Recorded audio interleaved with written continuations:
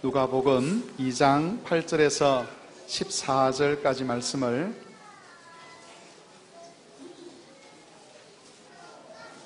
죄송합니다. 8절부터 20절까지입니다. 제가 전달을 잘못했네요. 8절부터 20절까지 교독을 하겠습니다. 제가 8절부터 읽겠습니다. 그 지역에 목자들이 밤에 밖에서 자기 양떼를 지키더니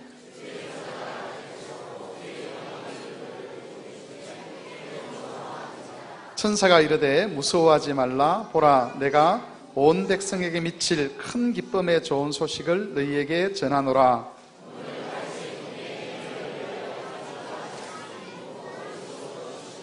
너희가 가서 강보에 쌓여 구유에 누여 있는 아기를 보리니 이것이 너희에게 표적이니라 하더니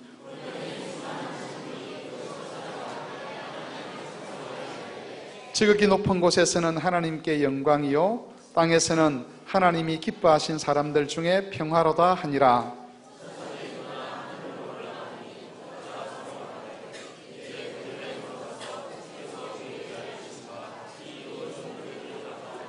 빨리 가서 마리아와 요셉과 구유에 누인 아기를 찾아서 듣는 자가 다 목자들이 그들에게 말한 것을 놀랍게 여기되 같이 읽겠습니다. 목자들은 자기에게 이르던 바와 같이 듣고 본 그 모든 것으로 인하여 하나님께 영광을 돌리고 찬송하며 돌아가니라. 아멘. 오늘 이 본문의 말씀은 예수님께서 이 땅에 마리아의 몸을 통해 태어나셨을 때에 그 예수님의 탄생 소식을 제일 처음 들었던 사람들에 관한 기록입니다. 보면 목자들이 밤에 양떼를 지키고 있었다라고 이야기를 합니다. 그리고 이 목자들에게 주의 사자가 나타나서 큰 영광을 보여주면서 예수님께서 구원자로서 그리스도로 이 땅에 오신 것을 이야기를 하지요. 근데 여기서 참 특이한 것이 하나 있는데 그것은 이 목자들에게 예수님 그리스도께서 이 땅에 오신 것을 보여주는 징표 또는 표적이 무엇인가 하면 12절을 한번 보십시오. 너희가 가서 강보에 쌓여 구유에 누이 있는 아기를 보리니 이것이 너희에게 표적이니라 라고 이야기합니다. 하울링이 많이 나는데요, 장로님. 네. 저만 그런가요? 우리가 제가 밖에 나가서 성막교회 목사입니다 라고 이야기할 때에 목사다운 모습을 하고 있지 않으면 사람들이 가끔씩 놀랍니다. 목사님이셨어요 이렇게 이야기를 합니다. 제가 양복을 딱 차려입고 머리에 이렇게 왁스를 바르고 그래서 가서 제가 성막교회 목사입니다 라고 이야기를 하면 아 그러시군요 라고 하는데 제가 가끔씩 왁스를 바르지 않고 또 캐주얼복 차림으로 체육복 차림으로 가면 심지어 우리 성도들도 저를 몰라볼 때가 있습니다. 지난번에 이마트에서 제가 그렇게 하는데 그분이 한참 저를 쳐다보시는 거예요. 쳐다보시면서 저도 한번 쳐다봤습니다. 이렇게 계속. 본인은 아마 아실 겁니다. 누군지. 그러고 나서 아 목사님이시군요 이렇게 이야기를 했어요. 우리가 어떤 한 사람의 그 어떤 신분을 나타낼 때에도 거기에 어울리는 복장이나 그런 행색이라는 것이 있죠. 하나님의 아들이신 그리스도께서 이 땅에 오셨을 때에 우리가 기대할 때는 사람들이 기대할 때는 그 그리스도에 걸맞는 행색 또는 걸맞는 표적이 주어질 거라고 그렇게 기대를 하는데 천사가 예수님이 또는 그리스도께서 이 땅에 오신 표적이다라고 보여준 또 약속한 그 표적은 참으로 볼품없고 하찮은 것입니다. 아이가 강보에 쌓여, 이 강보라는 말은 보자기라는 말입니다. 옛날에 우리 어른들이 가지고 다니던 보자기 아시죠? 그 보자기에 아이를 싸서 누일 데가 없어서 말 구유에 이렇게 눕혀 놓았다는 겁니다. 그걸 보면 바로 그 말 구유에 누워 있는 그 모습이 하나님의 아들 그리스도의 모습이다라고 그렇게 이야기를 하는 거죠. 여러분 이런 계시는 물론 천사가 영광을 대동하고 와서 이야기를 하지만 사람들이 잘 받아들이기가 어려운 이야기입니다. 어떻게 하나님의 아들이 그럴 수 있어?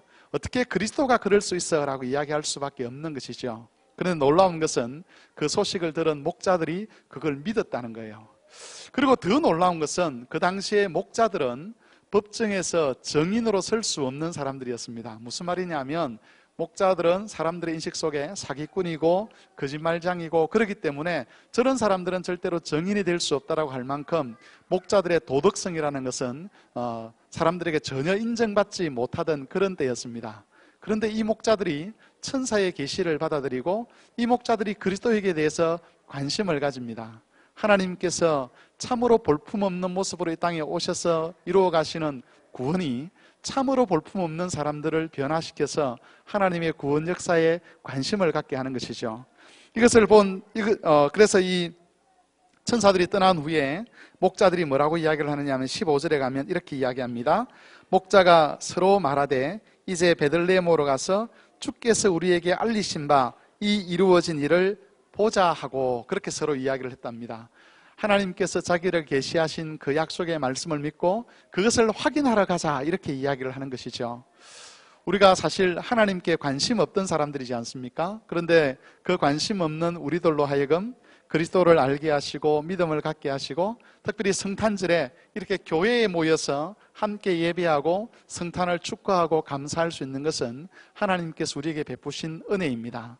많은 사람들이 성탄절이 되고 또 그리스도의 복음에 대해서 듣지만 이렇게 믿음으로 반응할 수 있는 사람은 그렇게 많지 않습니다. 그래서 오늘 이 성탄 축하 행사 자리에 오늘 직접 참여하는 우리 교육기관 학생들도 있고 또 그렇게 직접 참여하지 않지만 또 좌석에 앉아서 이것을 지켜보는 그런 우리 성도님들도 계신데 어떤 자리에 있든지 이 자리에서 그리스도의 오심을 기뻐하고 감사할 수 있다는 것은 하나님께서 우리에게 베푸신 구원의 은혜가 우리를 변화시켰다는 것을 의미하는 것입니다. 그래서 그냥 허투루 모인 자리가 아니라 하나님이 우리에게 주신 그 은혜를 함께 기뻐하고 함께 감사하는 자리라고 생각하시고 마음을 다해서 참석하시고 또 여기 나와서 마음을 다해서 노래하고 찬송하는 그런 사람들을 보면서 함께 축하하고 격려하는 시간들을 가졌으면 좋겠습니다. 마지막으로 한 가지만 더 말씀을 드리면 제가 참 이제 사람이 이렇게 살다 보면 이게 교만해지지 않습니까? 그죠? 제가 성막교회 담임으로 들어오기 전에는 사람들이 제게 알아주지 않더라도 제가 별로 서운하지 않았는데 성막교회 담임으로 들어오고 난 이후에는 밖에 나가서 누가 알아주지 않으면 조금씩 서운한 마음들이 생기더라고요. 이게 사람 마음이죠. 좀 누군가가 나를 알아줬으면 좋겠는데 라는 마음이 생깁니다. 여러분도 그렇지요. 여러분도 누군가가 여러분의 지위나 여러분의 실력이나 여러분의 형편을 알아주었으면 좋겠다라는 생각들을 다 가지지 않습니까? 그런데 우리 예수님께서 그 높고 영화로우신 분임에도 불구하고 예수님은 전혀 사람들이 알아봐 주지 않는 길을 오셨습니다. 그래서 심지어는 빛으로 오셨지만 어둠이 빛을 깨닫지 못하고 그 예수님을 영접하지 않는 그런 일들도 있었습니다. 그럼에도 불구하고 예수님께서는 그리스도로서 자신의 사역을 잘 이끌어 가셨습니다. 그런 예수님이 오신 것을 우리가 축하한다면 우리도 그 그리스도의 길을 따라가야 되는 것이 마땅하지 않겠나는 생각을 하게 됩니다. 교회에서 이런저런 수고들을 많이 하시고 헌신하시고 기도하시고 또 많은 것으로 섬기고 이렇게 하시지만 사람들이 잘 몰라줄 수 있습니다. 그러나 그것을 너무 서운해하지 마시고 그것이 예수님을 따르는 길이라는 것을 생각하시고 꿋꿋이 계속해서 믿음의 길을 갔으면 좋겠고 주님께서 다시 오실 날 드러나지 않았던 것들이 다 드러나게 되고 우리가 가졌던 모든 서러움이나 억울함들이 영광으로 그렇게 나타나게 될 것입니다. 그날까지 인내하시면서 그리스도의 길을 따라가시는 모든 성도들이 되시기를 주의 이름으로 축원합니다.